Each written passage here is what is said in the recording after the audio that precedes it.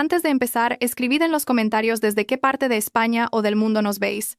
No olvidéis darle a me gusta y suscribiros para que este canal siga creciendo y ofreciendo más historias fascinantes. El aire gélido del aire acondicionado en la sala VIP del aeropuerto Adolfo Suárez Madrid-Barajas acariciaba mi piel. Sin embargo, no era nada comparado con la frialdad que se había instalado en mi corazón. Estaba sentada en un sofá de cuero color crema, girando lentamente una copa de Chardonnay de rueda, cuyo precio probablemente superaba el sueldo mensual de mi marido. Mi móvil, apoyado sobre la mesa de mármol, vibró con fuerza. El nombre de mi marido, Javier, apareció en la pantalla. Esbocé una leve sonrisa. No era una sonrisa de anhelo, sino la de alguien que ya conoce el final de una partida de ajedrez. Descolgué, acerqué el frío dispositivo a mi oído y esperé la sentencia que llevaba prediciendo desde hacía una semana. Hola, Javier, saludé con un tono neutro, como si nada ocurriera. Una carcajada estalló al otro lado de la línea. Una risa de pura satisfacción, arrogante y repugnante. Escúchame bien, Carmen. No me esperes esta noche. No me esperes nunca más. Bebí un sorbo de vino. Vaya. ¿Otra vez haciendo horas extra o estás ocupado inventando una nueva excusa? Mañana me caso, gritó. Su voz era tan estridente que tuve que apartar un poco el móvil. Sí, has oído bien. Me caso mañana con Valeria. Es joven, guapa y mucho más apasionada que una vieja aburrida como tú. Estoy harto de ver tu cara de amargada todos los días en casa. Hubo un silencio. No respondí, dejándole soltar todo su veneno. Y tengo otra sorpresa para ti, continuó con un tono de burla que iba en aumento. Echa un vistazo a nuestra cuenta bancaria conjunta. Vacía, ¿verdad? He sacado cada céntimo de los 5 millones de euros que guardabas ahí. Es mi derecho como marido. Considéralo una indemnización por haberte aguantado durante estos 5 años. Miré de reojo una notificación en la tableta del trabajo que estaba encendida. Efectivamente, había un informe de una retirada masiva de fondos. 5 millones. Para Javier era una fortuna. Para mi consorcio, era apenas un gasto operativo menor. Pero permanecí en silencio, dejándole creer que tenía la sartén por el mango. Y una cosa más, añadió, como si aún no estuviera satisfecho con el daño causado. El chalet de lujo en La Moraleja donde vivimos. Lo he vendido esta mañana, al contado. El comprador era un completo idiota. Ha querido pagar en efectivo, y al momento, sin revisar los detalles de la escritura. Así que, cuando vuelvas a casa, es posible que hayan cambiado la cerradura. Adiós, pobre vieja infeliz. Disfruta de tu vejez en la calle o debajo de un puente. La llamada se cortó. Dejé el móvil sobre la mesa con calma. No hubo lágrimas, ni histeria. Nadie a mi alrededor, ejecutivos y empresarios de alto nivel esperando sus vuelos, se dio cuenta de que acababa de ser divorciada, robada y desahuciada por mi propio marido en una llamada de 2 minutos. Cogí mi tableta, abrí una aplicación de mensajería instantánea y envié una nota de voz a Rafael, mi abogado y hombre de confianza. El objetivo se ha movido, Rafael. Ha picado el anzuelo de los 5 millones y ha firmado la escritura de compraventa del chalet esta mañana. Asegúrate de que nuestro equipo legal esté preparado. Ah, y que Inmobiliaria Vesta, nuestra empresa que ha comprado la casa, procese la toma de posesión del activo de inmediato. Quiero que Javier se sienta el rey del mundo hoy, antes de que mañana le derrumbemos el cielo encima. Me recosté en el sofá. Javier era un auténtico necio. Creía que había vendido la casa a un desconocido. No sabía que el comprador idiota que mencionaba era una filial inmobiliaria de mi propiedad. Acababa de transferir voluntariamente el activo de vuelta al control de mi propio consorcio. Y los 5 millones de euros que había robado eran dinero ya marcado por la policía como parte de una investigación por malversación de fondos.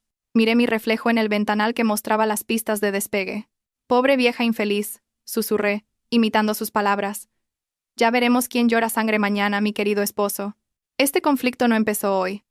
Es la culminación de mi paciencia. Yo, Carmen, a quien él conocía como una simple ama de casa que solo sabía gastar el dinero de su marido, soy en realidad la accionista mayoritaria del holding donde él trabaja. Un lugar donde él no es más que un gerente de nivel medio que se cree un gran director. La ironía era tan deliciosa que tuve que contenerme para no soltar una carcajada y que el camarero que venía a rellenar mi copa no me tomara por loca. Mañana era el día de su boda con Valeria, su propia secretaria, y mañana sería también el día en que yo les entregaría un regalo de bodas que jamás olvidarían en sus vidas. Para entender por qué pude aceptar la traición de Javier con tanta serenidad, debemos retroceder 3 años. En aquel entonces, todavía intentaba ser una esposa devota, reprimiendo mi ego y mi verdadera identidad para proteger el orgullo de mi marido. Recuerdo perfectamente aquella tarde. Una lluvia torrencial caía sobre Madrid. Javier llegó a casa con el ceño fruncido y lanzó su maletín de trabajo sobre el sofá del salón. Yo estaba preparando una infusión caliente cuando empezó a quejarse a gritos. «No tienes ni idea de lo duro que es ser director, Carmen», me espetó cuando le ofrecí la taza. «Tengo una responsabilidad enorme. La empresa necesita una inyección de capital y, si consigo este proyecto, nos haremos de oro. Pero necesito capital. Necesito dinero para agasajar a los clientes y comprar acciones preferentes». En ese momento ya sabía que mentía. Mi red de inteligencia empresarial me había informado de que Javier era solo un gerente senior, no un director. Pero callé. Quería ver hasta dónde llegaría su farsa. «¿Cuánto necesitas, cariño?», pregunté con suavidad, fingiendo ingenuidad. «2 millones de euros para empezar», respondió al instante. Sus ojos brillaban de codicia. «Tienes los ahorros de la herencia de tus padres, ¿no? Liquídalos. Dámelos a mí. Te prometo que te los devolveré multiplicados por 10 en un año». Le miré a los ojos. No había amor allí, solo avaricia. Aún así, le di acceso a una de mis cuentas de ahorro. Una cuenta que había preparado específicamente para los gastos domésticos, no mi cuenta principal, que contenía activos por valor de cientos de millones. «Son mis últimos ahorros, cariño. Por favor, úsalos con cabeza», le dije mientras le entregaba la libreta bancaria. La cogió con brusquedad. «Tú tranquila. El deber de una esposa es apoyar a su marido, no hacer tantas preguntas. Si yo triunfo, tú también te beneficiarás viviendo a cuerpo de rey en casa». Desde ese día, las mentiras se fueron acumulando. Empezó a llegar tarde a casa, con la excusa de reuniones del consejo de dirección. Yo sabía que estaba gastando mi dinero en discotecas de lujo con Valeria. Mi sufrimiento no terminaba ahí. Pilar, la madre de Javier, era mi otra pesadilla. Cada fin de semana, esa mujer venía a nuestra casa como un inspector de obras buscando fallos. Un mediodía, mientras yo barría la terraza porque Javier me prohibía contratar a una empleada de hogar con la excusa de ahorrar, aunque él usaba ese dinero para sus juergas, apareció Pilar. Le dio una patada a una pequeña maceta que tenía cerca. Carmen», me llamó sin ninguna cortesía. «Mira a mi hijo. Se mata a trabajar de sol a sol. Cada vez está más delgado, más envejecido. Y todo porque tiene que mantener a una esposa parásita como tú». Respiré hondo, intentando contener la rabia. «Yo también cuido de la casa, suegra. Me aseguro de que Javier coma sano y tenga la ropa limpia». «¿Cuidar de la casa?», se burló Pilar mientras escupía al suelo. «Vaya un trabajo difícil del que presumir. Tienes suerte de que Javier quisiera casarse con una mujer sin carrera como tú. Fíjate en Valeria, la secretaria de mi hijo. Esa sí que es una mujer increíble. Guapa, inteligente, sabe ganar dinero. Es una mujer de acción. Si Javier se hubiera casado con ella, seguro que a mi hijo le iría mucho mejor». Aquellas palabras dolieron, pero también fueron una revelación. Resultaba que Pilar ya sabía lo de Valeria. Quizás incluso apoyaba la infidelidad de su hijo. Si cree que Valeria es mejor, ¿por qué no le pide a Javier que se case con ella?, pregunté con dureza. El rostro de Pilar enrojeció. «¿Cómo te atreves a responderme? No te crezcas solo porque le diste un poco de capital inicial. Ese dinero no es nada comparado con el sudor de mi hijo. Recuerda, esta casa, el coche del garaje, todo se ha comprado con el dinero de Javier. Tú solo estás aquí de prestado». La realidad era justo la contraria. El coche del garaje era un regalo mío que compré a nombre de Javier para que no se sintiera inferior. La hipoteca de la casa también la pagaba yo mediante transferencias anónimas para que Javier pensara que su sueldo era suficiente. Cubría todas las carencias de Javier con mi propio dinero para mantener su dignidad como cabeza de familia. Pero aquel día, mientras Pilar me humillaba delante de los vecinos que pasaban, algo dentro de mí se rompió. Mi respeto por aquel matrimonio se evaporó. Me di cuenta de que no me estaba sacrificando por amor.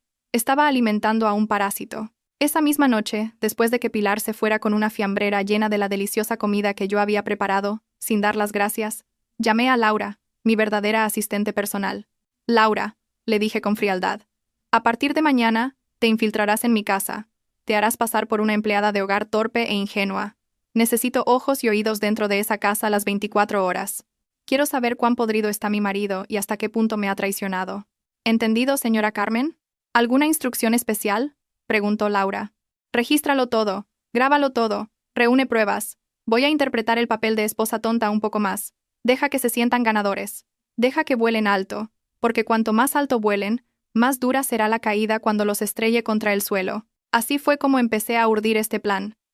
Las mentiras de Javier sobre su cargo, la codicia de Pilar y la presencia de Valeria Se convirtieron en el combustible perfecto para el fuego que estaba preparando. Y ahora, 3 años después, ese fuego estaba listo para arrasarlo todo. La llamada de Javier en el aeropuerto había sido la cerilla final. Un mes antes de que Javier me llamara con tanta arrogancia desde el aeropuerto, el ambiente en nuestra casa parecía tranquilo. Sin embargo, una tormenta se gestaba bajo la superficie.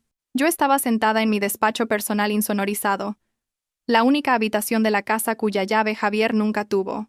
En mi escritorio, Laura estaba de pie vestida con un uniforme raído, su disfraz perfecto como asistenta llamada Ana.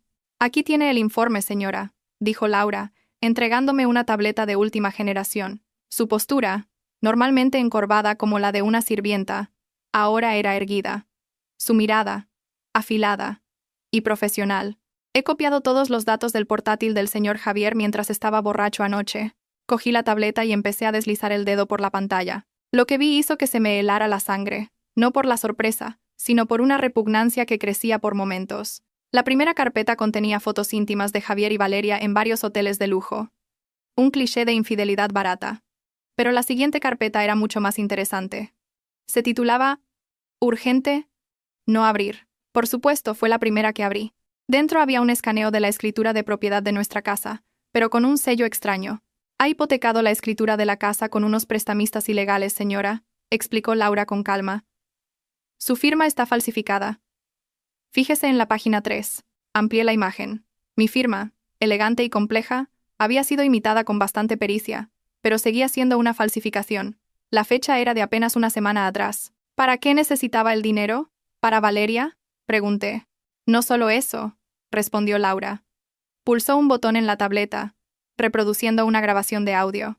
Era una conversación de Javier con alguien por teléfono, captada por el micrófono que Laura había instalado bajo la mesa del comedor. La voz de Javier temblaba de miedo. «Por favor, deme una semana más. Le juro que pagaré. No venga a mi oficina. No le haga daño a Valeria. Venderé la casa. Mi mujer es tonta. No se dará cuenta de que la escritura ya no está». La voz al otro lado era grave y amenazante. «Tienes una deuda de juego online de 3 millones de euros, Javier. Los intereses no paran de crecer. Si la semana que viene no pagas, enviaré a alguien a que te dé una lección». Me quedé en silencio. Juego online. Así que no estaba invirtiendo en bolsa como le había dicho a su madre. Era un adicto al juego que había perdido una fortuna. «Esta es el arma», murmuré. «No solo es un adicto al juego, es un cobarde acorralado». Laura asintió. «Y hay algo más, señora. Por lo que he observado este último mes, el señor Javier tiene una fobia aguda, un miedo irracional». «¿A qué?» «Tiene pánico a parecer pobre», dijo Laura. «Cada vez que llega un extracto de la tarjeta de crédito, entra en pánico, suda frío, incluso le falta el aire. Una vez casi se desmaya en el baño solo porque no tenía saldo suficiente en el cajero para pagar un café en Starbucks. Ha construido una imagen falsa tan elaborada que él mismo se cree que es rico. Destruir esa imagen le dolerá más que la cárcel». Esbocé una sonrisa torcida. Esa información era más valiosa que el oro. Javier, el hombre que siempre me había menospreciado, vivía aterrorizado por la pobreza. Se había atrapado a sí mismo en su propia red de mentiras. No vendía la casa porque quisiera mudarse con Valeria, sino porque tenía una deuda que amenazaba su vida, y los 5 millones de euros de mi cuenta que ansiaba eran su billete de salvación. «Perfecto, Laura», dije. «Dejemos que crea que ha ganado. Dejemos que piense que ha conseguido el dinero. Usaremos su mayor miedo, el de ser pobre y humillado, como el escenario principal de su destrucción». Miré la pantalla de la tableta, observando el rostro de Javier riendo en una de las fotos con Valeria.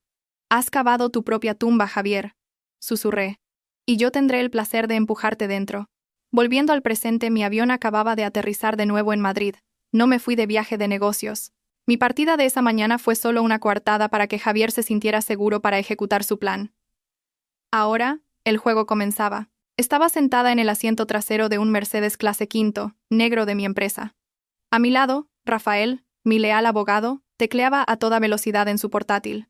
«¿Última hora?», le pregunté, quitándome las gafas de sol. «Tal como predijo, señora», respondió Rafael sin apartar la vista de la pantalla. Javier transfirió los 5 millones a la cuenta de Valeria hace 10 minutos. Cree que el dinero está a salvo, pero siguiendo sus instrucciones, ya hemos informado de esa transacción como actividad sospechosa al C-Black. En menos de 24 horas, la cuenta de Valeria será congelada. No podrá sacar ni un euro. ¿Bien? ¿Y la casa?, Rafael sonrió con astucia. «La escritura de compraventa es legal. Javier ha vendido el chalet a Inmobiliaria Vesta. El dinero de la compra, procedente de nuestra empresa, ya ha ingresado en otra cuenta de Javier. Una cuenta que ya estaba controlada por los prestamistas, porque Javier les dio acceso como garantía. Solté una pequeña risa. Así que el dinero de la venta de la casa fue directamente absorbido para pagar su deuda de juego. Exactamente. El saldo actual de Javier es de 0 euros. No tiene ni un céntimo de la venta de la casa, y los 5 millones en la cuenta de Valeria también están congelados. Están completamente arruinados para la fiesta de mañana. ¿Y los preparativos en el lugar de la boda? Hemos contactado con todos los proveedores, continuó Rafael. El catering, la decoración, el salón de eventos, todo fue reservado a nombre de Javier. Pero los pagos se hicieron con tarjetas de crédito de Javier, cuyo límite ya estaba agotado por el juego. Nos hemos asegurado de que el hotel exija el pago final en efectivo justo en mitad del evento. Si no paga, apagarán las luces. Asentí con satisfacción. Mi plan se desarrollaba como una orquesta perfectamente afinada. Javier quería presumir de lujo en su boda con Valeria. Quería demostrarme a mí y al mundo que era un triunfador. Mañana le daría un escenario, pero no sería un escenario de honor, sino un patíbulo. Cogí mi móvil y miré la foto de la invitación de boda digital que Valeria había difundido en sus redes sociales. La boda de Javier y Valeria. Un cuento de hadas. Un cuento de hadas, me burlé. El cuento de Cenicienta también termina a las 12 de la noche, cuando el hechizo se rompe. Pero para vosotros, el hechizo se romperá incluso antes de que empiece la fiesta. ¿Laura está lista en el lugar?, pregunté. Laura ya se ha infiltrado como coordinadora adicional de la organización de bodas, respondió Rafael. Tendrá el control del sistema de sonido y del proyector. El archivo de la presentación sorpresa de usted ya está listo para ser proyectado. Perfecto. Mi coche avanzaba por el denso tráfico de Madrid. Miraba los altos edificios a través de la ventanilla. La mayoría eran proyectos financiados por mi empresa. Durante todo este tiempo, había vivido en la sombra, permitiendo que Javier se sintiera como el rey de su castillo de arena. Mañana, saldría de esa sombra. Ya no era la esposa débil, era la consejera delegada que iba a reclamar lo que era suyo. Rafael. Le llamé en voz baja. Sí, señora. Asegúrate de que mi invitación VIP esté lista. Quiero sentarme en primera fila. Quiero ver la expresión de su cara cuando su mundo se derrumbe. Por supuesto, señora. El mejor asiento ya está reservado para la invitada de honor. Sonreí. Mañana sería un día largo, y estaba impaciente por empezarlo. Esa noche, el gran salón de un hotel de 5 estrellas en el centro de Madrid estaba bañado por la luz de las lámparas de cristal. El aroma de los lirios frescos y los perfumes caros llenaba el aire, mezclado con la arrogancia que emanaban los anfitriones. Entré por una puerta lateral discreta, vistiendo un elegante pero sobrio vestido negro largo, complementado con una pamela ancha que ocultaba parcialmente mi rostro. En mi mano, un bolso de mano contenía el móvil conectado directamente con los equipos de Rafael y Laura. Desde un rincón oscuro de la sala, observé el escenario nupcial, decorado como un palacio de cuento de hadas. El dorado y el granate dominaban la paleta de colores que Javier había elegido para exhibir su nueva riqueza. Allí, Javier se erguía orgulloso con un traje gris brillante que sabía que costaba miles de euros. Pagado, por supuesto, con una de mis tarjetas de crédito adicionales que no había tenido tiempo de bloquear el mes pasado. A su lado, Valeria sonreía de oreja a oreja, mostrando sus dientes blanqueados, enfundada en un vestido de novia con una larga cola cubierta de cristales de Swarovski. Parecían el rey y la reina del mundo, saludando a los invitados, la mayoría de los cuales eran falsos socios de negocios de Javier y amigas materialistas de Valeria. Vi a Pilar, mi ex-suegra, paseándose entre las mesas del buffet VIP. Su voz era fuerte, deliberadamente alta para que todos la oyeran. Pues sí, querida. Mi hijo Javier es un fuera de serie. Ahora es el director general. Mira esta fiesta, todo pagado al contado. No como su exmujer, esa Carmen. Uf. Esa mujer era un auténtico gafe. Desde que Javier se divorció de ella, la fortuna de mi hijo fluye a raudales. Ya lo decían los abuelos. Deshacerse de una mujer inútil es la clave del éxito de un marido. Me ardían los oídos, pero mi corazón estaba helado. Observé cómo los invitados asentían con admiración, engañados por la farsa de esa familia. No sabían que la deliciosa comida que estaban disfrutando, la magnífica decoración que admiraban, e incluso el alquiler del salón, aún no estaban pagados. Javier, en su arrogancia, había elegido un plan de pago en el día del evento para aparentar solvencia, convencido de que podría pagarlo todo con el dinero robado de mi cuenta. Exactamente a las 10 de la noche, cuando el momento cumbre del evento estaba a punto de comenzar, Javier cogió el micrófono. «Buenas noches a todos», dijo con plena confianza. Gracias por venir a celebrar nuestra felicidad. Esta noche es la prueba de que el amor verdadero y el trabajo duro siempre triunfan. Yo, Javier, prometo hacer feliz a mi esposa, Valeria, con todo el lujo que se merece. Un estruendo de aplausos resonó. Valeria, ruborizada, apoyó la cabeza en el hombro de Javier. Y ahora, continuó Javier, veamos un vídeo de nuestra historia de amor en la pantalla principal. Esa era la señal. Pulsé un botón en mi móvil. La señal llegó a Laura, que estaba infiltrada en la sala de control. La gigantesca pantalla LED detrás de los novios se iluminó, pero no aparecieron fotos románticas de su preboda en París o Bali. La pantalla parpadeó y mostró el logotipo de un conocido canal de noticias económicas, con el titular Noticia de última hora. La música de orquesta se detuvo abruptamente. Un silencio sepulcral se apoderó de la sala. En la pantalla, el rostro de un presentador de noticias apareció junto a un gran titular en rojo. Escándalo corporativo. Gerente que se hacía pasar por director. Investigado por malversación de fondos y falsificación de activos. La cara de Javier apareció en la pantalla.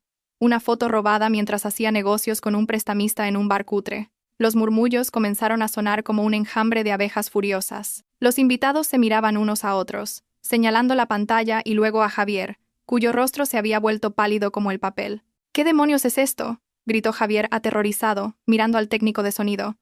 «Apagad eso. ¿Quién está bromeando? Apagad la pantalla». Pero la pantalla no se apagó. En su lugar mostró un extracto bancario. Se veía claramente el saldo de las cuentas de Javier en varios bancos importantes. 0 euros, 15 euros, saldo negativo. Debajo, un texto indicaba: Estado. Congelado por las autoridades financieras. Sospecha de blanqueo de capitales y estafa. «Eso es mentira», chilló Valeria, con una voz aguda. «Mi marido es rico. Acaba de vender una casa por 5 millones esta mañana». Justo en ese momento, como si estuviera planeado, las luces principales del salón parpadearon y se apagaron parcialmente, dejando una iluminación sombría y lúgubre. Por la puerta principal, el gerente del hotel, flanqueado por 3 guardias de seguridad corpulentos, caminó a paso rápido a través de la multitud hacia el escenario. El rostro del gerente era extremadamente serio. «Señor Javier», dijo el gerente con voz firme, sin micrófono, pero lo suficientemente alta como para que la mitad de la sala, ahora en silencio, lo oyera. Javier temblaba. Gotas de sudor frío del tamaño de garbanzos comenzaron a correr por sus sienes. «¿Qué pasa? ¿Por qué han apagado las luces? Voy a demandar a este hotel». «Es a usted a quien vamos a demandar nosotros», replicó el gerente con frialdad, mostrándole un datáfono y un fajo de facturas. «Acabamos de intentar cobrar el pago final del catering y el alquiler del salón. Un total de 80.000 euros, de las 3 tarjetas de crédito que nos proporcionó. Todas han sido denegadas. El motivo: saldo insuficiente y activos congelados».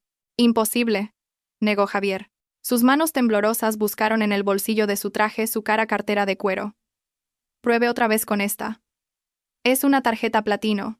Un empleado del hotel pasó la tarjeta frente a los ojos de Javier. El datáfono emitió un pitido largo y doloroso. El recibo salió con la palabra «denegada». «Pruebe con esta». «¡Con esta!». Javier sacó otra tarjeta, y luego otra, hasta que las tarjetas quedaron esparcidas por el suelo del escenario. Una por una fueron probadas, una por una fueron rechazadas. «Señor Javier», dijo el gerente, con la voz cada vez más alta e impaciente, «tiene 10 minutos para liquidar el pago en efectivo o por transferencia inmediata. Si no, detendremos este evento, confiscaremos toda la decoración y llamaremos a la policía por un delito de estafa. Ya hemos dado instrucciones al catering para que deje de servir comida ahora mismo». Vi cómo los camareros que llevaban platos de solomillo y bogavante daban media vuelta y regresaban a la cocina. Los invitados comenzaron a levantarse, sus rostros una mezcla de confusión y asco. Javier retrocedió un paso, sin aliento.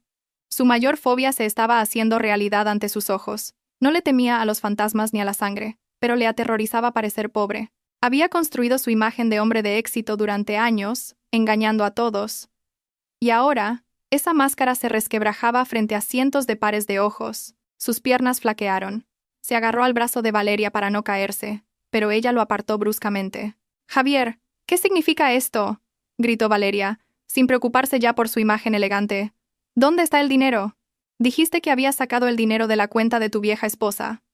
Págales. No me dejes en ridículo. Te lo transferí a ti, Valeria. Revisa tu cuenta». «Paga con tu cuenta primero», suplicó Javier con la voz quebrada como un niño al que han pillado robando. Valeria abrió su móvil a toda prisa. Sus dedos, con uñas de un rojo brillante, se movían frenéticamente por la pantalla. Su rostro pasó del rojo de la ira al blanco del pánico en cuestión de segundos. «Javier», susurró Valeria, horrorizada. Sus ojos estaban desorbitados, fijos en la pantalla del móvil. Mi cuenta está bloqueada.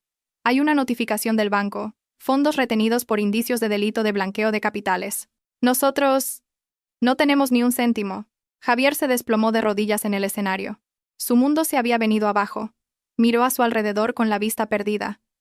Los invitados empezaron a burlarse. Pilar, que antes presumía sin parar, ahora estaba de pie, rígida, junto a la mesa del buffet, llevándose la mano al pecho como si sufriera un infarto. Su boca estaba abierta, incrédula. Había llegado el momento. El caos mental ya estaba creado.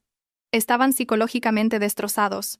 Ahora era el momento de destruirlos con los hechos. Hice una seña a un técnico de luces al que Rafael había sobornado. Un potente foco de luz se encendió de repente. No apuntaba al patético escenario, sino directamente hacia donde yo estaba, en un rincón de la sala. Me quité la pamela, dejando caer mi melena.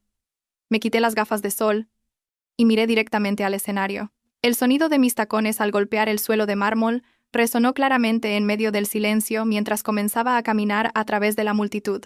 Los invitados se apartaron instintivamente, abriéndome paso como si fuera una reina dividiendo las aguas. Carmen, siseó Pilar cuando pasé a su lado. Parecía haber visto un fantasma. No me giré. Mis ojos estaban fijos en Javier, que seguía arrodillado en el escenario. Rafael y Laura aparecieron detrás del escenario, flanqueándome. Laura ya no llevaba su raído uniforme de asistenta. Vestía un traje de chaqueta formal y sostenía una gruesa pila de documentos. Subí con elegancia los escalones del escenario, erguida frente a un Javier arrodillado y una Valeria temblorosa. «¿Qué haces aquí, vieja amargada y pobretona?», gritó Javier, intentando levantarse con los restos de su orgullo destrozado. «¿Has venido a reírte de mí? Lárgate, esta es mi fiesta». «¿Fiesta?», pregunté con calma. Mi voz, amplificada por un micrófono de solapa en mi vestido, resonó por toda la sala. «¿Qué fiesta, Javier? ¿Esta que aún no has pagado o la fiesta de despedida de tu carrera y tu libertad?» Extendí la mano. Laura, con diligencia, me entregó un documento con una carpeta azul. «Dijiste por teléfono que habías vendido nuestra casa, ¿verdad? Que la vendiste al contado a un idiota que no revisó la escritura».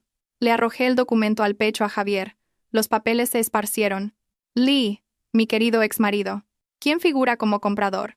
Javier recogió la escritura de compraventa con manos temblorosas. Sus ojos recorrieron las líneas y luego se abrieron de par en par. Inmobiliaria Vesta», balbuceó Javier. «Correcto», respondí con una dulce sonrisa.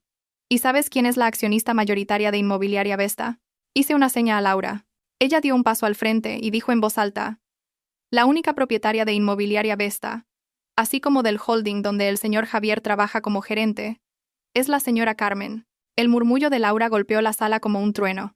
«¿Qué?», Javier se tambaleó hacia atrás. «Imposible. Tú eres solo un ama de casa. Eres una mujer tonta que vive de mi sueldo». «Corrección», le interrumpí bruscamente. «Tú eres el que ha vivido de mi dinero, Javier. El coche que conduces, el Rolex de tu muñeca, ese traje caro, incluso tu sueldo mensual, todo proviene de mi empresa. Yo soy la que te ha permitido sentirte importante todo este tiempo. Yo soy la que ha cubierto tu incompetencia. Pero hoy he decidido dejar de fingir». Javier negaba con la cabeza, incapaz de aceptar la realidad. «Mentira. Esto es un montaje. Y en cuanto a los 5 millones, continué, ignorando sus negativas. Cogí otro documento de manos de Rafael. ¿Creías que eras muy listo sacando ese dinero a primera hora? ¿No te das cuenta, Javier? No eran los ahorros de la casa. Eran fondos operativos de la empresa que dejé a propósito en esa cuenta como cebo. Al transferirlos a la cuenta de Valeria, legalmente has cometido malversación de fondos empresariales y blanqueo de capitales». Señalé a Valeria, que ahora lloraba a gritos. «Enhorabuena, Valeria. Como el dinero entró en tu cuenta, ahora eres oficialmente cómplice y cooperadora necesaria en un delito corporativo. La pena máxima es de 20 años de cárcel». Valeria chilló histéricamente. «Yo no sabía nada. Fue Javier quien hizo la transferencia. Javier me dijo que era rico. Soy una víctima». Empujó a Javier con tanta fuerza que él volvió a caer. «Estafador. Dijiste que eras director. Dijiste que lo tenías todo. Resulta que eres un simple ladrón». «Cállate», le gritó Javier a Valeria. Luego se arrastró hacia mis pies, intentando agarrar el bajo de mi vestido. Su rostro, antes arrogante, Ahora estaba cubierto de lágrimas y mocos. Carmen, cariño, perdóname. Fue un error. Todo es culpa de esa mujer. Ella me sedujo. Por favor, no hagas esto. Todavía somos marido y mujer, ¿no? Tú me quieres, ¿verdad? Retira la denuncia, cariño. Dejaré a Valeria ahora mismo. Volvamos a casa, ¿sí? Lo miré con un asco indescriptible. La escena era patética. El hombre que esa misma mañana me había llamado vieja infeliz ahora suplicaba a mis pies como un perro asustado. Le di una suave patada en la mano para que no tocara mi vestido. ¿Volver a casa?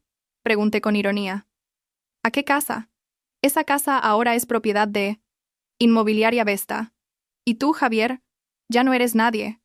Estás despedido de la empresa con efecto inmediato. Se te retiran todos los beneficios. Me giré hacia los invitados, que seguían paralizados. Señoras y señores, dije en voz alta.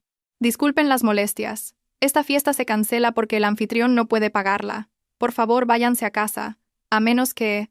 Señalé la entrada, donde las sirenas de los coches de policía comenzaban a oírse en el vestíbulo del hotel. A menos que sus nombres figuren en esta orden de detención. Las puertas del salón se abrieron de par en par.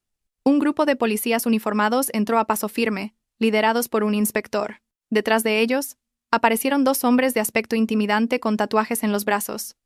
Los cobradores de deudas que buscaban a Javier por el asunto de la doble hipoteca. «Javier Martínez», exclamó el inspector de policía, sacando unas esposas. «Queda detenido por presunta falsificación de documento público, malversación de fondos empresariales y estafa». Javier gritó y forcejeó mientras los policías le retorcían los brazos a la espalda. «No, por favor, Carmen, ayúdame. Mamá, ayuda a Javi». Miré a Pilar. La anciana no podía ayudar. Se había desmayado en su silla, rodeada de sus amigas que ahora la miraban con desprecio. Y una cosa más. Le susurré a Javier mientras los policías lo arrastraban a mi lado. Acerqué mi rostro a su oído. Esta vieja infeliz acaba de ganarlo todo. La policía se llevó a Javier y a Valeria fuera de la sala. Valeria no dejaba de gritar, culpando a Javier, mientras que Javier lloraba llamándome. Las cámaras de los móviles de los invitados no dejaban de grabar aquel momento humillante. Los destellos de los flashes fueron el broche final de la boda más trágica en la historia del hotel. Me quedé de pie, firme, en aquel escenario vacío, respirando hondo. El aire ya no se sentía denso. El olor a hipocresía había desaparecido, reemplazado por el dulce y fresco aroma de la victoria. El tiempo pareció detenerse en el gran salón del hotel. Esos segundos después de que la pantalla LED gigante mostrara el saldo de 0 euros y el estado de congelación de las cuentas de Javier, se sintieron como un siglo de tortura. El silencio que inundó la sala era tan denso, tan pesado, que podía oír el sutil zumbido del aire acondicionado y la respiración de pánico de Javier, que sonaba como si se estuviera ahogando. Cientos de pares de ojos que antes miraban con admiración ahora juzgaban. Yo permanecía allí, en el extremo oscuro del escenario, presenciando cómo un falso imperio se derrumbaba con un solo soplo. No era solo vergüenza, era una masacre pública de su ego. Javier seguía paralizado. Su rostro, antes radiante de la arrogancia de un rey por un día, era ahora una máscara mortuoria. Su piel se había vuelto tan pálida que sus labios parecían transparentes, como si el miedo le hubiera succionado toda la sangre. Miraba la pantalla, luego a mí, y de nuevo a la pantalla, negando con la cabeza una y otra vez, como si ese movimiento pudiera borrar la amarga realidad que se mostraba. «No, no puede ser», susurró con la voz rota, ronca y patética. «Es un error del sistema. Esto es cosa tuya, ¿verdad? Carmen, contéstame. ¿Has hackeado el banco?» Su grito resonó en la sala silenciosa, pero nadie respondió. En cambio, los susurros comenzaron a crecer. Primero, suaves como una brisa, luego más fuertes, más afilados. «Es verdad, su saldo es 0. Así que todo este tiempo mintió sobre su puesto. Mirad, ahí pone blanqueo de capitales. ¿Y si hemos comido con dinero sucio esta noche? Pobre Valeria, creía que se casaba con un magnate y resulta que es un estafador». Esos comentarios eran como miles de agujas clavándose en la piel de Javier. Retrocedió un paso, sus piernas temblaron y chocó contra una mesa decorativa llena de rosas importadas. El jarrón de cristal se hizo añicos. ¡Crash! El sonido del cristal roto desató el pánico en Valeria. Valeria, que hasta entonces había permanecido rígida como una figura de cera derritiéndose, reaccionó de repente. Miró a Javier con horror. El vestido de novia que tanto había presumido, que costaba una fortuna y aún no estaba pagado, ahora se sentía como un sudario. Javier, la voz de Valeria temblaba. Las lágrimas comenzaron a arruinar su espeso maquillaje. «Explícame qué significa lo que pone en la pantalla. ¿Y lo que dijo el gerente del hotel? Tus tarjetas denegadas. Tus cuentas vacías. Dijiste que teníamos 5 millones en efectivo hoy. Javier se volvió hacia Valeria, buscando desesperadamente un salvavidas. Cariño, escúchame. Es solo un problema técnico. Carmen debe de haberme bloqueado el acceso temporalmente. El dinero está ahí. Está en tu cuenta, ¿no?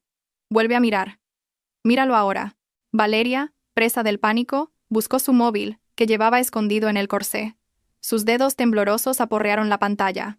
Abrió la aplicación del banco. Su rostro se iluminó con la luz del móvil, y en segundos, su expresión de confusión se convirtió en un grito histérico y desgarrador. «Congelada», chilló Valeria, con una voz tan aguda que algunos invitados se taparon los oídos. Arrojó el móvil al suelo, rompiéndolo. «¿Por qué mi cuenta también está congelada? Javier, ¿qué has hecho? Ahí también estaban mis ahorros. ¿Por qué hay una notificación de delito?» Javier intentó agarrar a Valeria por los hombros, pero ella lo apartó con violencia. Sus largas uñas arañaron el brazo de Javier. «No me toques, estafador. Dijiste que eras director, que eras rico. Dejé a mi familia, dejé a mis amigos por ti, porque pensé que eras mi futuro asegurado. Resulta que eres basura». «Valeria, por favor, no hagas esto delante de todos», suplicó Javier. El sudor frío empapaba su pelo perfectamente peinado. «Podemos hablarlo en casa». Di un paso al frente. El sonido de mis tacones resonó en el escenario de madera. El ritmo era tranquilo pero intimidante. El foco de luz me siguió, convirtiéndome en el centro de atención de la sala. «¿Casa?», le interrumpí con un tono helado que calaba hasta los huesos. «¿A qué casa te refieres, Javier? ¿A la que vendiste esta mañana para cubrir tus deudas de juego?» Javier se giró hacia mí con los ojos desorbitados. «Carmen, tú...» Alcé el documento con la carpeta azul que sostenía Laura. «Aclaremos los hechos delante de todos los presentes, para que no haya malentendidos». Encendí el micrófono que llevaba, asegurándome de que mi voz se oyera claramente hasta el último rincón de la sala. «Señoras y señores», comencé con voz firme. «El hombre que tienen ante ustedes, Javier Martínez, afirma ser el director general del consorcio Nexus. La realidad es que es solo un gerente senior con un rendimiento pésimo, que lleva 6 meses en la lista de advertencias de recursos humanos. Y la mujer a su lado, Valeria, su secretaria, conspiró con él para falsificar informes financieros de su departamento para financiar su estilo de vida hedonista». Se oyeron exclamaciones de sorpresa entre los compañeros de oficina de Javier presentes. Se miraron unos a otros, dándose cuenta de que las pequeñas rarezas que habían notado durante meses finalmente tenían sentido. «Pero la mayor mentira no es esa», continué, mirando fijamente a los ojos de Javier. «Esta mañana, Javier me llamó por teléfono. Me pidió el divorcio, insultándome y llamándome vieja inútil, y me dijo con orgullo que había vendido nuestra casa y vaciado mi cuenta de ahorros. Creyó que había ganado. Se creyó muy listo». Arrojé los documentos a los pies de Javier. Los papeles se esparcieron, mostrando el membrete oficial y las firmas. «Lee, Javier. Lee en voz alta quién te compró la casa». Javier recogió los papeles con manos temblorosas. Sus labios se movieron, leyendo línea por línea. Y entonces su rostro se descompuso por completo. Inmobiliaria Vesta», balbuceó. «Sí, Inmobiliaria Vesta», afirmé. «La empresa matriz de la compañía donde trabajas. Una empresa cuyo 90% de las acciones me pertenecen a mí, Carmen». El silencio se rompió. Una onda de choque recorrió la sala. Se oyeron jadeos y suspiros de asombro. «¿Qué?», gritó Pilar desde la mesa VIP. Se puso de pie, agarrando el mantel con tanta fuerza que sus nudillos se pusieron blancos. «Mentira. Tú solo eres una huérfana que heredó un pequeño local. Es imposible que tengas una empresa». Me giré lentamente hacia mi ex-suegra. La mujer que siempre me había mirado con desprecio, como si fuera suciedad bajo sus zapatos. «Estimada señora Pilar», le dije con una sonrisa fina y mortal. «¿De dónde cree que sacó Javier para comprarse ese pajero? Con su sueldo de 3.000 euros al mes, la letra del coche era de 1.200. ¿Cree que con lo que quedaba era suficiente para vuestra vida de lujos, sus reuniones de sociedad y sus compras de ropa de marca? Fui yo quien pagó en secreto todas esas facturas. Fui yo quien inyectó fondos en la cuenta de Javier para que pareciera un triunfador a sus ojos. Fui yo quien protegió la dignidad de su hijo». Pilar se quedó boquiabierta, sus piernas flaquearon y volvió a sentarse. Su mirada estaba perdida. Y ahora volví a mirar a Javier, que seguía de rodillas. «Como vendiste la casa a mi empresa, legalmente ahora es un activo corporativo, y el dinero de la venta que entró en tu cuenta, como esa cuenta ya estaba controlada por los prestamistas a los que debías dinero por el juego, ese dinero desapareció en el mismo segundo en que llegó la transferencia. No tienes casa. no tienes dinero. Y como has usado dinero de la empresa, mi dinero, para financiar esta fiesta y transferírselo a Valeria, oficialmente eres un ladrón. ¿Deudas de juego?, repitió Valeria con los ojos saltones. ¿Has estado jugando, cariño? Dijiste que eran inversiones en criptomonedas.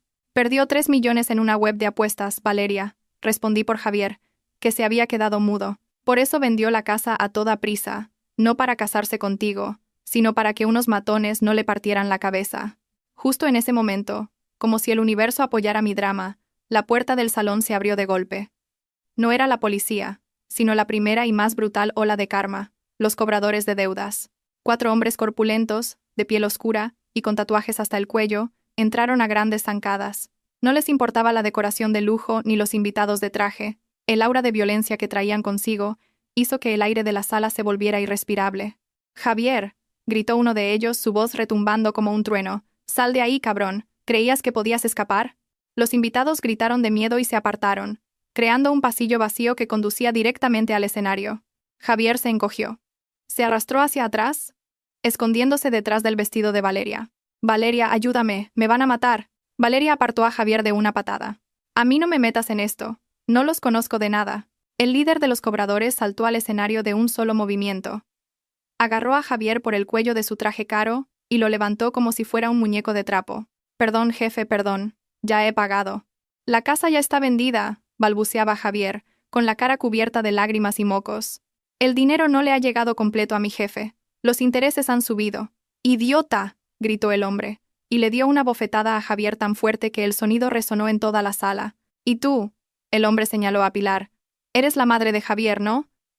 Te oí fuera presumiendo de lo rico que era tu hijo. Ven aquí». Otros 2 cobradores se acercaron a Pilar. La anciana gritó histéricamente mientras le arrancaban las joyas que llevaba puestas. «No, este es mi collar favorito. Es oro de verdad», gritaba Pilar retorciéndose como un gusano. «Paga las deudas de tu hijo», le espetó uno de los hombres, arrancándole el collar. Las cuentas de oro se esparcieron por el suelo. Le quitaron las pulseras una a una, dejándole marcas rojas en la piel arrugada. «¡Policía, ayuda!». «¡Ladrones!», gritaba Pilar, y su plegaria fue escuchada, pero no para salvarla. Las sirenas de la policía sonaron en el vestíbulo del hotel. Un grupo de agentes uniformados entró con las armas desenfundadas. No venían a por los cobradores, sino a por el objetivo principal. «Javier Martínez», dijo un inspector con firmeza, leyendo la orden de detención. «Queda detenido por un presunto delito de malversación de fondos por valor de 5 millones de euros, falsificación de documento público y estafa continuada». El cobrador arrojó a Javier al suelo, a los pies de la policía. Inmediatamente, le esposaron las manos a la espalda. El clic metálico de las esposas fue música para mis oídos. «¿Y usted, Valeria García?», continuó el policía, señalando a Valeria, que intentaba huir por una puerta trasera del escenario. 2 agentes femeninas la interceptaron rápidamente. «Queda detenida como presunta autora de un delito de blanqueo de capitales y cooperación necesaria». «Yo no he hecho nada. No sabía que el dinero era robado», gritaba Valeria. Su voluminoso vestido de novia le impedía moverse, haciéndola parecer ridícula mientras la arrastraban. La tiara de su cabeza cayó y rodó por el suelo. El caos llegó a su punto álgido. Los invitados ya no se quedaron quietos. Sacaron sus móviles, grabando sin disimulo, retransmitiendo en directo en las redes sociales. Podía ver los comentarios mordaces apareciendo en sus pantallas. La reputación de Javier y Valeria estaba destruida. No solo en esa sala, sino en todo el país. Bajé del escenario y me acerqué a Javier mientras la policía se lo llevaba. Me miró con los ojos hinchados y rojos. «Carmen», me llamó con desesperación. «Perdóname. Por favor, retira la denuncia. Soy tu marido. Recuerda nuestros buenos momentos». Me detuve y me incliné para mirarle a la cara. Le miré profundamente, buscando algún resto de amor que pudiera quedar. Pero no había nada. Solo lástima por aquel ser patético. «¿Buenos momentos?», pregunté en voz baja. «¿Te refieres a cuando me mentías? ¿A cuando te acostabas con tu secretaria mientras yo estaba enferma en casa? ¿O a cuando tú y tu madre me insultabais a diario?» Me erguí y me ajusté la chaqueta. «Ya no eres mi marido, Javier. Eres una mala inversión que ya he liquidado. Disfruta de tu luna de miel en una celda de aislamiento». La policía se lo llevó. Javier lloraba y gritaba como un bebé llamando a su madre. Mientras tanto, Pilar, despojada de sus joyas, solo podía llorar en el suelo, evitada por todos como si fuera una apestada. Sus amigas de sociedad, que antes la elogiaban, ahora susurraban con asco. Con razón se hizo rico de repente, resulta que su hijo es un ladrón. Me quedé en medio del salón, ahora destrozado. La comida de lujo se enfriaba en las mesas. Las flores se marchitaban. Pero para mí, el aire se sentía increíblemente fresco. La pesada carga que había oprimido mi pecho durante 3 años se había desvanecido por completo. Rafael se acercó y me susurró algo. Señora, el coche está listo. Hay periodistas esperando en el vestíbulo principal, pero podemos salir por el acceso VIP del sótano. No, Rafael, respondí con una sonrisa. Saldremos por la puerta principal. No tengo motivos para esconderme. Dejemos que el mundo vea el rostro de la ganadora. Epílogo 6 meses después. Parte primero. La reina y la prisión del pasado. 6 meses. 180 días. 4.320 horas. Ese es el tiempo que ha pasado desde la noche en que derrumbé el cielo de cartón que Javier y su madre habían construido. El tiempo, que antes se arrastraba como un caracol sobre una cuchilla cuando yo era la esposa oprimida, ahora corría a un ritmo placentero. El tiempo ya no era un enemigo que me perseguía con facturas e insultos. Ahora era un amigo que me daba espacio para respirar. Esta mañana, Madrid me saludó de una manera diferente. La luz del sol de las 6 de la mañana se filtraba a través de las paredes de cristal de mi dormitorio principal. Ya no era una luz cegadora o caliente, sino cálida y suave, como si celebrara mi libertad. Me estiré lentamente en la enorme cama, envuelta en sábanas de seda de la mejor calidad. La frialdad de la tela contra mi piel era una sensación de lujo real, un lujo que siempre pude permitirme, pero que reprimí para proteger el frágil ego de un marido que no lo merecía. Cerré los ojos por un momento, disfrutando del silencio. Antes, en mi antigua casa, la que ahora está reducida a escombros, las mañanas eran un pequeño infierno. A las 5 de la mañana, tenía que levantarme con el sonido de las cacerolas que Pilar golpeaba en la cocina. Sus gritos agudos, acusándome de perezosa, aunque me hubiera acostado a las 2 de la madrugada terminando informes de la empresa en secreto. Luego venían las quejas de Javier buscando sus calcetines, que estaban justo delante de sus narices. El olor a comida quemada, a tabaco y a humedad eran mis aromas matutinos durante 3 años. Pero esta mañana, silencio. Solo el suave zumbido del purificador de aire y el lejano sonido de jazz instrumental de los altavoces del techo. El aroma era una mezcla de lavanda y sándalo de un difusor caro. Me levanté y pisé el frío suelo de mármol. Caminé hacia el balcón, abrí la puerta corredera y dejé que la brisa de la planta 45 me acariciara el rostro. Desde esta altura, el tráfico de Madrid parecía un torrente sanguíneo obstruido. Pero el ruido de los claxones no llegaba hasta aquí. Aquí, en mi nuevo mundo, todo era sereno, controlado y majestuoso. Una empleada con un impecable uniforme llamó suavemente a mi puerta. «Buenos días, señora Carmen. El desayuno está listo. Earl Grey y cruasanes de mantequilla, como pidió». «Gracias», le respondí sin girarme, aún contemplando el horizonte. «Saldré en 10 minutos». ¿Qué diferencia? Antes, mi propia suegra me trataba como a una sirvienta. Ahora, tenía personal profesional que me servía con respeto. No por miedo, sino porque les pagaba un sueldo digno y los trataba como seres humanos. Qué irónico. Pilar siempre decía que los sirvientes debían conocer su lugar, cuando era ella la que nunca supo que estaba de prestado en la casa de su nuera. 1 hora después, entré en el vestíbulo de mi rascacielos, la Torre Nexus. El eco de mis tacones de aguja de Louis Vuitton resonaba en el granito, creando un ritmo de autoridad que hacía que los empleados que se cruzaban conmigo asintieran con respeto. «Buenos días, señora Carmen». «Buenos días, señora», respondí con una sonrisa leve pero firme. No la sonrisa amable de una mujer débil, sino la de una líder que sabe a dónde va. Ya no era Carmen, el ama de casa que agachaba la cabeza. Era Carmen, la consejera delegada de un holding que dominaba los sectores inmobiliario y logístico. El ascensor privado me llevó a la última planta en segundos. Las puertas se abrieron directamente a mi recepción personal, donde Laura me esperaba. La apariencia de Laura había cambiado por completo. Hace 6 meses, se disfrazaba de asistenta, con el pelo grasiento y la espalda encorvada. Ahora, Laura se erguía con un traje de Armani azul marino. Su corte de pelo bob enmarcaba su rostro inteligente. Era mi directora de operaciones, mi mano derecha. La transformación de Laura era un símbolo de nuestra victoria. «Buenos días, reina», me saludó Laura, en tono de broma pero con respeto. Era la única persona que podía llamarme así en privado. «Buenos días, general», respondí. «¿Cuál es la agenda de hoy?» Laura me acompañó a mi espacioso despacho. Dejó una tableta en mi escritorio mientras leía el programa. Reunión de evaluación trimestral a las 10. Almuerzo de negocios con la delegación de inversores japoneses a la 1. Y esta tarde, sesión de fotos para la portada de Forbes España. Bien, dije, sentándome en mi sillón de dirección. ¿Y qué hay del proyecto basura? ¿Ha llegado el informe mensual? El rostro de Laura se puso serio. Un destello de sádica satisfacción brilló en sus ojos. Era nuestro ritual mensual. Leer el informe sobre el destino de los traidores. Lo hacía como un recordatorio, una validación de que mi decisión de hace 6 meses fue la correcta. Un entretenimiento en medio del estrés de dirigir un negocio multimillonario. El informe está completo, señora. Nuestro detective privado y nuestro contacto en la cárcel de Soto del Real acaban de enviar la actualización. Y sinceramente, es peor que el mes pasado. Laura me entregó una gruesa carpeta negra. En la portada ponía: Sujeto J. Estado crítico. Abrí la carpeta lentamente, di un sorbo a mi té y comencé a leer. Objetivo 1. Javier Martínez. Ubicación: Centro Penitenciario Madrid Bo, Soto del Real. Módulo de presos comunes.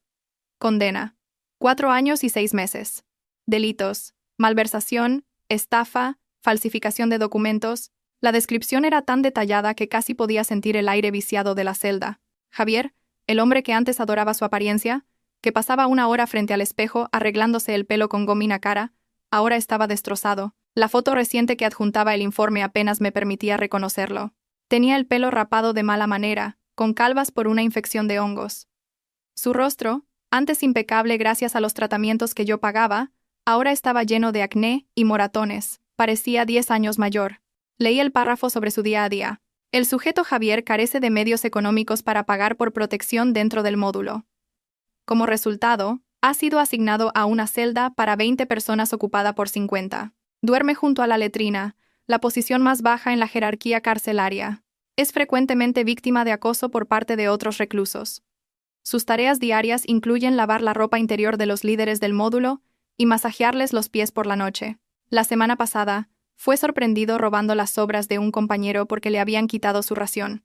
Como castigo, le dieron una paliza en las duchas y le rompieron 2 dientes frontales. Me detuve. 2 dientes rotos. Recordé la sonrisa arrogante de Javier cuando me dijo: Tú solo estás aquí de prestado, Carmen. Sin mí, no eres nada. Ahora, sin mí, ni siquiera podía conservar sus dientes. Laura, ¿sigue mencionando mi nombre? Laura asintió. Según el informante, todas las noches Javier delira o llora. Grita su nombre. A veces grita: Carmen, perdóname. Por favor, paga mi deuda. Pero lo más triste es durante las horas de visita. Nadie va a verle. Valeria no puede. Está en arresto domiciliario y ocupada con su nueva pobreza. Su madre, Pilar, no tiene dinero para el transporte a la prisión. Así que, cada vez que llaman a otro preso para una visita, Javier se sienta en un rincón de la celda, mirando la puerta de hierro con la esperanza de que usted aparezca para salvarlo. Cerré los ojos, imaginando la escena. El arrogante Javier era ahora el hombre más solitario del mundo. Me había desechado como basura. Y ahora se daba cuenta de que esa basura era su único escudo. Cerré la carpeta de Javier. Ya era suficiente. Cualquier atisbo de compasión se desvaneció al recordar su crueldad.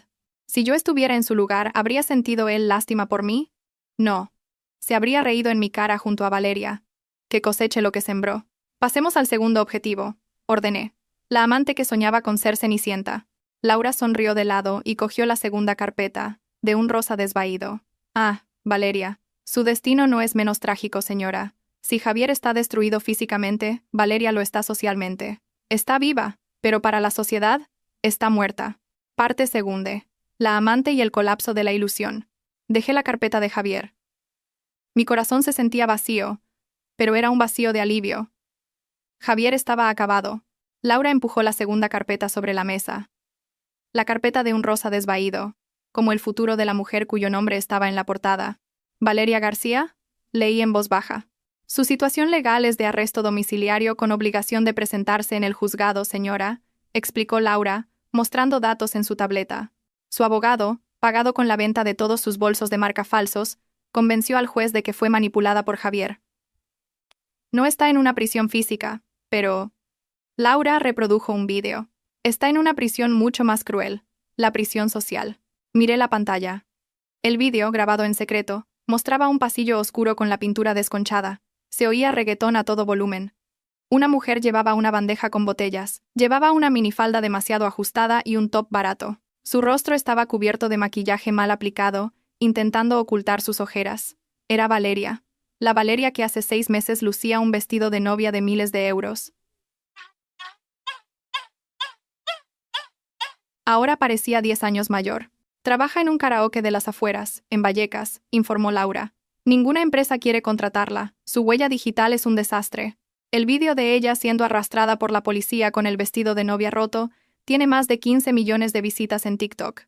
Ahora la llaman la amante fracasada. En el vídeo, un cliente borracho le tocó la cintura. Valeria lo apartó con asco, pero el hombre le tiró cerveza a la cara. Ella no se defendió. Solo se secó la cara y siguió trabajando. ¿Dónde estaba su arrogancia? ¿Y su familia? Pregunté. Esa es la peor parte, respondió Laura. Sus padres, en su pueblo, están avergonzados. Su padre la echó de casa cuando intentó volver. Ahora vive en una habitación de un piso compartido, de 2 x 3 metros, sin ventanas. Suspiré. El castigo social en este país es brutal. Valeria quería un atajo a la riqueza, y ahora pagaba el precio. Déjala ahí, decidí. No la molestes, pero asegúrate de que nunca se acerque a nuestros negocios. Su nombre está en la lista negra permanente. Quedaba una última carpeta, de un marrón desgastado. Mi corazón latió un poco más rápido. Este era el objetivo más personal. Pilar. Sus palabras todavía resonaban en mi cabeza. Parásita inútil. Pilar, susurré. ¿Cómo está la reina sin corona? Laura me miró con una mezcla de satisfacción y horror. Tiene que verlo usted misma, dijo, y me entregó una foto grande. El mundo se detuvo. La foto mostraba a una anciana sentada en una calle sucia, frente a un puesto de churros grasiento. Llevaba un vestido de flores raído. Su pelo, antes siempre cardado, ahora estaba blanco y enredado. Su rostro estaba lleno de arrugas que reflejaban sufrimiento. Pero lo más inquietante era su expresión. No estaba triste. Sonreía. Una sonrisa torcida y vacía. ¿Está loca?, pregunté. Sufrió un pequeño infarto cerebral hace 2 meses, explicó Laura. Le afectó al habla y le dejó la boca torcida. Pero su principal problema es mental. Delirio de grandeza. Se niega a aceptar que es pobre. Vive de prestado en la casa de un pariente lejano y vende churros para comer. Pero actúa como si estuviera haciendo obras de caridad. Laura reprodujo una grabación de audio. Se oía el ruido de la calle y la voz pastosa de Pilar. «Póngame 2 churros, abuela», decía un cliente. «Claro, cariño», respondía Pilar, con un tono afectado de alta sociedad. «En realidad vendo esto por pasar el rato. Mi hijo, el director, vendrá a recogerme pronto en su pajero nuevo. Ahora está en una reunión en Singapur. Es que me aburro en mi chalet». La grabación terminó. Cerré los ojos. Esta mujer, incluso en su ruina, se aferraba a sus mentiras. Estaba atrapada en un laberinto mental, esperando un rescate que nunca llegaría. «Basta», dije, dejando la foto boca abajo. «Cierra el caso, Laura. Dios ya se ha encargado de ellos. Por cierto, señora, sobre el terreno de su antigua casa, las excavadoras ya han comenzado a demoler la estructura principal. ¿Quiere ir a verlo antes de que lo nivelemos para construir el orfanato?». Dudé. ¿Para qué reabrir viejas heridas? Pero luego pensé que necesitaba verlo derrumbarse. Sería el cierre perfecto. «Prepara el coche», dije. «Quiero ver cómo se desmorona ese castillo de arena». 1 hora después, mi Mercedes clase Fint se dirigía a la urbanización de lujo donde solía vivir. Cada esquina me traía un recuerdo doloroso. «Ya hemos llegado, señora». El coche se detuvo. Allí estaba.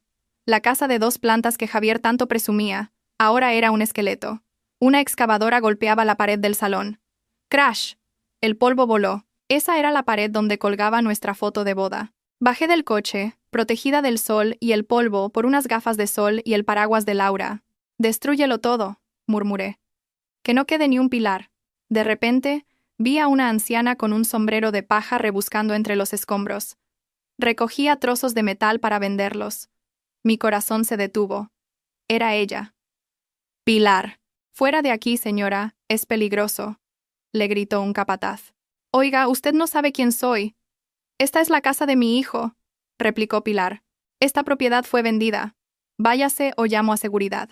Pilar se dio la vuelta para irse, y entonces sus ojos se encontraron con los míos. El tiempo se congeló. Ella me vio, junto a mi coche de lujo, vestida con seda cara. Ella, con su vestido roto y sosteniendo un saco de chatarra. Sus ojos se abrieron de par en par. La niebla de su locura pareció disiparse por un instante. Carmen. Su voz apenas se oyó. Dio un paso vacilante.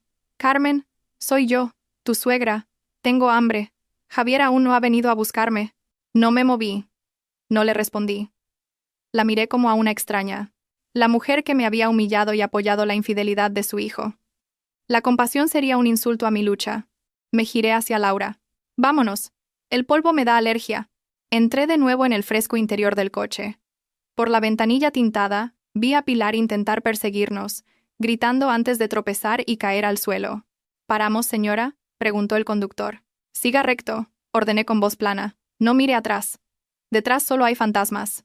El coche aceleró, dejando atrás una nube de polvo y a una anciana llorando sobre las ruinas de su palacio imaginario. Apoyé la cabeza y cerré los ojos. Una lágrima rodó por mi mejilla, no de tristeza, sino de despedida.